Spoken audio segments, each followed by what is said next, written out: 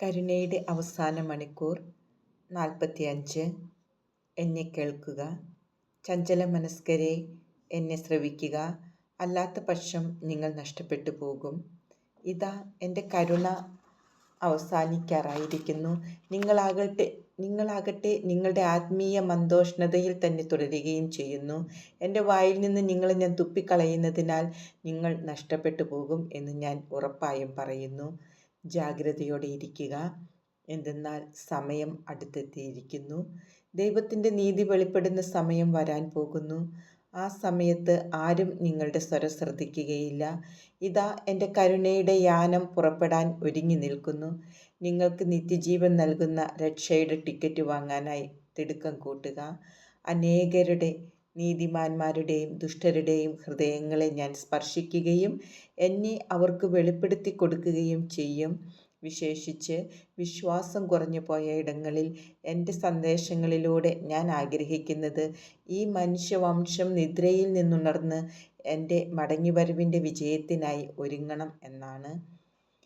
നിങ്ങൾ തിരിച്ചറിവായ സമയം മുതൽ ചെയ്ത എല്ലാ കാര്യങ്ങളും നിത്യതയിൽ നിങ്ങൾക്ക് കാണിച്ചു തരും. അതനുസരിച്ച് എല്ലാം വിധിക്കപ്പെടും.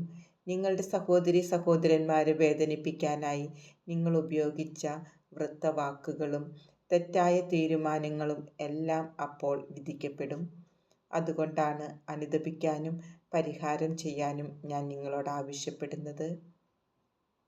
അങ്ങനെയെങ്കിൽ നിങ്ങൾക്ക് മൂന്നാം ശുദ്ധീകരണ സ്ഥലത്തിലെ ശുദ്ധീകരണാഗ്നിയോ നരകാഗ്നിയോ അനുഭവിക്കേണ്ടി വരികയില്ല. ഈ ലോകത്തിൽ മാരക പാപാവസ്ഥയിലായിരിക്കുന്ന അനേകർക്ക് ശുദ്ധീകരണത്തിനായുള്ള ഈ അഗ്നിയിലൂടെ കടന്നു പോകാൻ സാധിക്കില്ല. അവർ എന്നേക്കുമായി നഷ്ടപ്പെട്ടവരായിരിക്കും.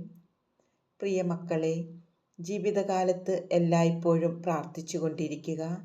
അങ്ങനെ പ്രാർത്ഥനയും പ്രവൃത്തിയും കൊണ്ട് നിങ്ങൾ ആന്തരികമായി രൂപാന്തരപ്പെടും. എൻ്റെ മക്കളെ, ഇപ്പോഴാണ് മാനസാന്തരപ്പെടാനുള്ള സമയം. മറ്റൊരു സമയത്തിനായി കാത്തിരിക്കരുത്. സൃഷ്ടിയുടെ രൂപാന്തരീകരണത്തിനൊപ്പം നിങ്ങളുടെ ആന്തരിക രൂപാന്തരീകരണവും സംഭവിക്കാനുള്ള നിമിഷം ഇതാണ്.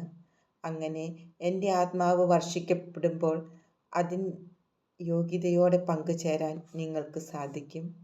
ആത്മാവിൻ്റെ ശത്രു നിങ്ങളെ അകപ്പെടുത്തിയിരിക്കുന്ന ആലസ്യത്തിൽ നിന്ന് നിങ്ങൾ ഉണർത്തപ്പെടാൻ വേണ്ടി ഇനിയും കൂടുതൽ അടയാളങ്ങൾ ആകാശത്തിലും ഭൂമിയിലും നിങ്ങൾ കാണും. ഭൂമി ശക്തമായി പ്രകമ്പനം കൊള്ളുന്നത് തുടരുകയും അങ്ങനെ അവർ ഉണർത്തപ്പെടുകയും മാനസാന്തരപ്പെടുകയും ചെയ്യും. എന്നെ നിഷേധിക്കുകയും അനുസരണക്കേട് കാണിക്കുകയും ചെയ്യുന്ന മനുഷ്യകുലത്തിൻ്റെ പാപങ്ങളിൽ നിന്ന് അവരെ ശുദ്ധീകരിക്കാനായി സമുദ്രം വീണ്ടും വീണ്ടും പ്രക്ഷുബ്ധമാകും. എൻ്റെ മക്കളെ, പ്രാർത്ഥിക്കുക, പ്രാർത്ഥിക്കുക. സമ്മർദ്ദം വളർന്നുകൊണ്ടിരിക്കുന്നു. സമുദ്രം ഉയർന്നുകൊണ്ടിരിക്കുന്നു. അതിനാൽ ഭൂമിയിൽ വസിക്കുന്ന എൻ്റെ അനേകം മക്കൾ വിറകൊള്ളും. എൻ്റെ എല്ലാ മക്കളും ആദ്യം പരമപരിശുദ്ധ ത്രിത്വത്തോടുള്ള അവരുടെ സ്നേഹത്തെ പ്രതിയും രണ്ടാമത് തങ്ങളുടെ സഹോദരീ സഹോദരന്മാരോടുള്ള സ്നേഹത്തെ പ്രതിയും സ്വയം വിധിക്കും. പിന്നെ അവർ ഓരോ പ്രമാണങ്ങളെ പ്രതിയും തങ്ങളെ സ്വയം വിധിക്കും. ഞാൻ നിങ്ങളുടെ അടിയന്തരമായ മാനസാന്തരം ആവശ്യപ്പെടുന്നു. എൻ്റെ മക്കളെ ഉപദ്രവിക്കാനും നശിപ്പിക്കാനുമായി പിശാച് ശക്തിയോടെ പ്രവർത്തിക്കുന്നു. നിങ്ങളുടെ പ്രവൃത്തികളും ചെയ്തികളും ദ്രോഹകരമാകാൻ വേണ്ടി പിശാച് എൻ്റെ ജനത്തെ, മനസ്സിനെ, ചിന്തയെ, വാക്കുകളെ, ഹൃദയത്തെ ഒക്കെ ഗുരുതരമായ വിധത്തിൽ വിഷദംശനം ഏൽപ്പിച്ചിരിക്കുന്നു. അതുകൊണ്ടാണ് ഞാൻ നിങ്ങളെ ശുദ്ധീകരിക്കുന്നതും ആ ശുദ്ധീകരണം അനുവദിക്കുന്നതും. വിശ്രമിക്കരുത്. മാനസാന്തരപ്പെടാൻ ആഗ്രഹത്തോടെ ഇരിക്കുക. സംഭവിക്കാനിരിക്കുന്നവയെ, പ്രത്യേകിച്ച് പീഡനത്തെ നേരിടാനായി ആത്മീയമായി നിങ്ങളെ തന്നെ ഒരുക്കുക.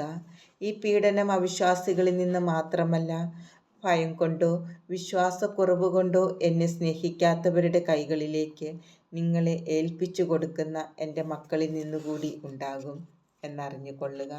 എൻ്റെ മക്കളെ, നിങ്ങളിൽ ചിലർ മറ്റുള്ളവരെക്കാൾ കഠിനഹൃദയരാണ്. ചിലരാകട്ടെ ഒരിക്കലും എനിക്ക് ചെവി തരികയില്ല എന്ന ദൃഢനിശ്ചയം ചെയ്തിരിക്കുന്നവരാണ്. അവർ അഹങ്കാരം കൊണ്ട് എന്നെ നിഷേധിക്കുകയും നാശത്തിലേക്കുള്ള വഴിയിലൂടെ സഞ്ചരിക്കുന്നത് തുടരുകയും ചെയ്യുന്നു. ഈ തലമുറയുടെ എളിമയില്ലായ്മയെയാണ് സാത്താൻ ആയുധമാക്കുന്നത്. എളിമപ്പെടാൻ നിങ്ങൾ മറന്നുപോകുന്നു. എല്ലാവരും കരുതുന്നത് തങ്ങൾ ജ്ഞാനികളാണെന്നാണ്. എന്നാൽ അനേകം മുന്നറിയിപ്പുകൾക്ക് ശേഷവും മർക്കടമുഷ്ടിയോടെ തുടരുന്നവർ തിരിച്ചുവരവില്ലാത്ത വിധത്തിൽ പൊടുന്നനെ നശിപ്പിക്കപ്പെടും എന്ന് അവർ മനസ്സിലാക്കുന്നില്ല. എൻ്റെ അമ്മയുടെ ആഹ്വാനം നിരസിക്കുന്നവർക്ക് വേണ്ടി പ്രാർത്ഥിക്കാൻ ഞാൻ നിങ്ങളോട് ആഹ്വാനം ചെയ്യുന്നു. അവർ മാനസാന്തരത്തിനുള്ള വിളി ശ്രദ്ധിക്കാതെ നാശത്തിന് സ്വയം വിട്ടുകൊടുക്കുകയാണ്. മാനസാന്തരത്തിനുള്ള വിളി എന്നാൽ ഒരു മാംസള ഹൃദയത്തിനു വേണ്ടിയുള്ള വിളി മാത്രമല്ല, പിന്നെയോ സമ്പൂർണ്ണ രൂപാന്തരീകരണത്തിനു വേണ്ടിയുള്ള ആഹ്വാനമാണ്. മാനസാന്തരത്തിൻ്റെ പാതയിലേക്ക് തിരിച്ചു വരാനായി തങ്ങൾക്ക് മാറ്റം ആവശ്യമാണെന്ന സത്യം തിരിച്ചറിയുന്നവർ നിത്യവിരുന്നിനായി ആനയിക്കപ്പെടുകയും ആ വിരുന്ന് ആസ്വദിക്കുകയും ചെയ്യും എന്നത് മറക്കാതിരിക്കുക. ഇപ്പോൾ ഞാൻ നിങ്ങളോട് ഈ വർഷത്തെക്കുറിച്ച് 2024 പറയാൻ ആഗ്രഹിക്കുന്നു. അതെ, പ്രളയം കൊണ്ട് കഷ്ടത അനുഭവിക്കുന്ന എൻ്റെ മക്കൾക്ക് ഇപ്പോൾ തന്നെ ഇതൊരു ക്രൂരമായ വർഷമാണ്. നിങ്ങളുടെ ലോകത്തെ പിടിച്ചുലയ്ക്കുന്ന ഭൂകമ്പങ്ങളെക്കുറിച്ചും നിങ്ങളോട് പറയാൻ ഞാൻ ആഗ്രഹിക്കുന്നു. ഇവയ്ക്കെല്ലാം കാരണം എൻ്റെ മക്കൾ തങ്ങളുടെ പൂർവികരുടെ വിശ്വാസം ഉപേക്ഷിക്കുന്നതാണ്. കൂടാതെ എന്നെ ഭൂമുഖത്ത് നിന്ന് ഉന്മൂലനം ചെയ്യാൻ ആഗ്രഹിക്കുന്ന ഈ ലോകത്തിൻ്റെ രാജകുമാരന് സ്വയം വഴങ്ങിക്കൊടുക്കുകയും ഒരിക്കലും കത്തോലിക്ക വിശ്വാസത്തിൽ ജീവിക്കാതിരിക്കുകയും ചെയ്യുന്നവരുടെ പ്രവൃത്തികളും അതിന് കാരണമാകുന്നു.